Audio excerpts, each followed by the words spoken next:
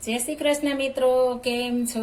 मजामां ने આજે આપણે એકદમ સરસ અને ઉનાળામાં ખાવાની મજા પડી જાય તેવું આપણે ભાવનગરી ગાંઠિયાનું શાક બનાવીશું। એ શાક પણ તમે એ રીતના આપણે બનાવીશું કે પંજાબીને પણ ટક્કર મારે તેવું આપણે ધાબા સ્ટાઇલ શાક બનાવવાના છે। એકદમ મસ્ત આપણે ભાવનગરી ગાંઠિયાનું આ ભાવનગરી ગાંઠિયાનું શાક બનાવવા માટે મેં 100 ગ્રામ ગાંઠિયા લીધા છે। ખાટું દહીં લીધું છે। આપણે પંજાબીમાં ખાટું દહીં જોઈએ છે એટલે ખાટું દહીં લીધું છે અને લીંબુનો આપણે જરા પણ ઉપયોગ કરવાના નથી એટલે આપણે ખાટું દહીં લીધું છે। 2 ટામેટા મોટા આપણે ગ્રેવી માટે લઈ લીધા છે, મોટા ટુકડા કરી લીધા છે। 2 ડુંગળી લીધી છે, 1 મરચું, 1 ઇંચ આદુનો ટુકડો અને 3 થી 4 કળી આપણે લસણ લીધું છે।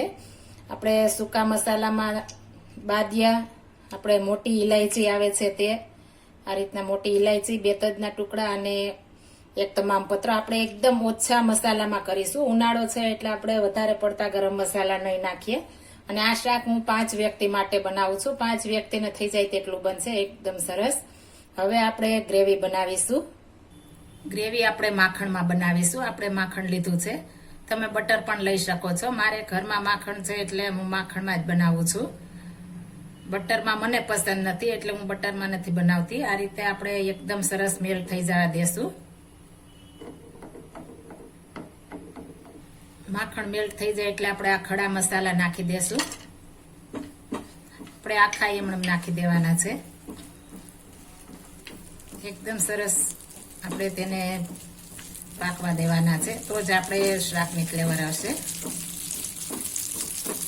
આપણે સરસ પાકી ગયા છે। હવે જે આપણે ટામેટું ડુંગળી લીધું છે બધા મસાલા એકી સાથે નાખી દઈશું અને આપણે સોફ્ટ થાય ત્યાં સુધી આપણે જોડવાના છે। થોડા એવા સોફ્ટ કરવાના છે। આપણે થોડું નિમક નાખી દઈશું એટલે ફટાફટ સોફ્ટ ટામેટા થઈ જાય।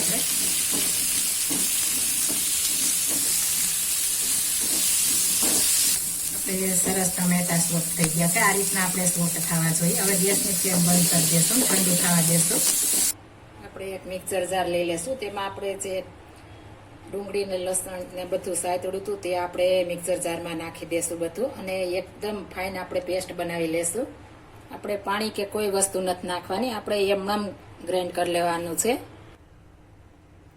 આપણે સરસ ગ્રાઇન્ડ થઈ ગયું છે। આ રીતના કરશું એટલે એકદમ મસ્ત આપણે શાક બનશે। હવે આપણે વઘાર કરીશું। આપણે જે પેનમાં ગ્રેવી બનાવ્યું હતું તેમાં જ આપણે વઘાર કરીશું। આપણે મોટી 3 ચમચી નાખ્યું છે તેલ ને 1 ચમચી આપણે ઘી નાખીશું। ઘીથી એકદમ મસ્ત આપણે શાકની સુગંધ આવશે અને ખાવામાં પણ ટેસ્ટ મસ્ત આવે છે ઘી નાખવાથી। જો તમે ન ખાતા હો તો માખણ ને ઘી બંને સ્કીપ કરી શકો છો, ફક્ત તમે તેલમાં પણ બનાવી શકો છો। તેલ ઘી ગરમ થાય એટલે આખું જીરું નાખી દેશું। એકદમ સરસ આપણે ફૂટી જવા દેવાનું છે। ત્યારબાદ હિંગ નાખી દેશું, લીમડાના પાન નાખી દેશું 2 અને આપણે જે ગ્રેવી બનાવ્યું છે તે નાખી દેશું।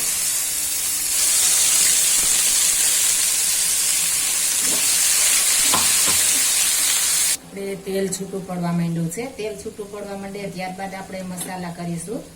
તો આપણે કાશ્મીરી લાલ મરચું પાવડર લીધો છે, એકદમ સરસ કલર આવે એટલે મેં કાશ્મીરી લીધું છે।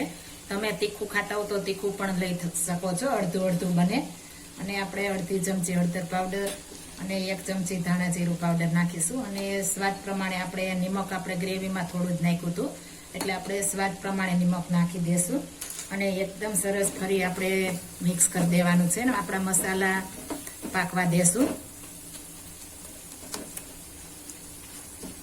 આપણા મસાલા બળે નહીં એટલે આપણે મિક્સર જારમાં પાણી નાખી દીધું છે અને આપણો મસાલો પણ વેસ્ટ ન જાય એટલે આપણે પાણી નાખી દેશું અને એકદમ સરસ આપણે ચડવા દેશું। આપણે ગાંઠિયા વધારે છે તો પાણી પણ વધારે જોશે, પણ સાઈડમાં હું ગરમ કરી લઉં છું। આપણે ઠંડુ નથી નાખવું, ઠંડુ નાખીશું તો ટેસ્ટ ફરી જશે। આપણે પાણી ગરમ થાય ત્યાં સુધીમાં આપણે જે દહીં લીધું છે હું 2 ચમચી પહેલા નાખીશ। આપણે નાખીને ફટાફટ હલાવી દેવાનું છે। તમે ખટાશ જે પ્રમાણે ખાતા હોય એ પ્રમાણે નાખી શકો છો। આપણે ફટાફટ હલાવી દેશું એટલે આપણે ફાટશે નહીં ને એકદમ સરસ મિક્સ થઈ જશે દહીં। મારે આ ઘરનું મલાઈ વાળું છે એટલે તેમાંથી ઘી પણ છૂટું પડશે। તમે ડેરીનું પણ નાખી શકો છો. ઘરમાં અવેલેબલ ન હોય તો આપણે બહારનું પણ દહીં નાખી શકીએ છીએ, પણ આપણે પંજાબી સ્ટાઇલ બનાવવું છે એટલે થોડું ખાટું લેજો. હવે અડધી ચમચી આપણે દેશી ગોળ લીધો છે. આપણે દેશી ખાંડ આવે છે તે. જો તમે ગળ્યું ન ખાતા હો તો સ્કીપ કરી શકો છો, પણ આ ગોળ નાખીશો તો એકદમ મસ્ત ટેસ્ટ આવશે. આ દેશી ખાંડ તમારી પાસે ન હોય તો આપણે દેશી ગોળ પણ નાખી શકો છો, ગમે તે નાખી શકો છો, અથવા તો ખાંડ પણ નાખી શકો ન ખાતા હો તો. આ રીતના સરસ પાકવા દેશું. હવે આપણે તેલ છૂટું પડવા માંડ્યું છે. હવે આપણે પાણી નાખી દેશું ગરમ કર્યું તે. એક વાટકો ગાંઠિયા હતા તો આપણે એક વાટકો પાણી નાખ્યું છે આપણે પરફેક્ટ માપ સાથે. અને જો તમારે વધારે પડ્યું રહેવા દેવું હોય તો થોડું વધારે પાણી નાખવાનું છે, અને પરબારું સર્વ કરવું હોય તો ઓછું પાણી હશે તોય ચાલશે. હવે એકદમ સરસ એક ઉફાણો આવવા દેવાનું છે આપણે. હવે ઢાંકીને પાકવા દેશું આને. આપણે સરસ પાકી ગયું છે. હવે ગેસની ફ્લેમ બંધ કરી દેવાની છે. ગેસની ફ્લેમ બંધ કર્યા પછી જ આપણે ગાંઠિયા નાખવાના છે, નહીતર આપણે ગાંઠિયા જવળ થઈ જાય એટલા માટે. હવે ઉપરથી આપણે આ રીતના ગાંઠિયા નાખી દેશું. આપણે એકી સાથે નથી નાખવાના, આ રીતના નાખી દેવાના છે. આપણે ચમચા વડે સરસ મિક્સ કરી દેશું. આ રસાવાળું શાક તમને ખીચડી સાથે, રોટલી સાથે, રોટલા સાથે એકદમ મસ્ત મજાની ખાવાની મજા આવે છે. હવે આને 2 મિનિટ માટે ઢાંકીને રહેવા દેશું, એટલે એકદમ મસ્ત ગાંઠિયા આપણા ફૂલી જાય અને બધો સ્વાદ બેસી જાય. એકદમ સરસ રસાદાર અને એકદમ ઓછા તેલમાં આપણું મસ્ત મજાનું ગાંઠિયાનું પંજાબી સ્ટાઇલ શાક થઈ ગયું છે તૈયાર. આપણે આ ને દાળ ભાત સાથે પણ આપણે ખાઈ શકીએ તેટલું મસ્ત બને છે. આપણે આ શાક તૈયાર થઈ ગયું છે. ઉપરથી આપણે ધાણા ભાજી સ્પ્રિંકલ કરી દેશું. જો એકદમ સરસ આ રીતના બનાવશો તો તમારા ઘરમાં નહીં ખાતા હોય તેનું પણ ફેવરેટ થઈ જશે, તેટલું મસ્ત આ શાક બને છે. જો આ મારી રેસીપી પસંદ આવી હોય તો મારી ચેનલ લાઈક, શેર અને સબસ્ક્રાઈબ કરી દેજો. ફરી મળીશું નવી રેસીપી લઈને. જય Shri Krishna. Thank you for watching guys.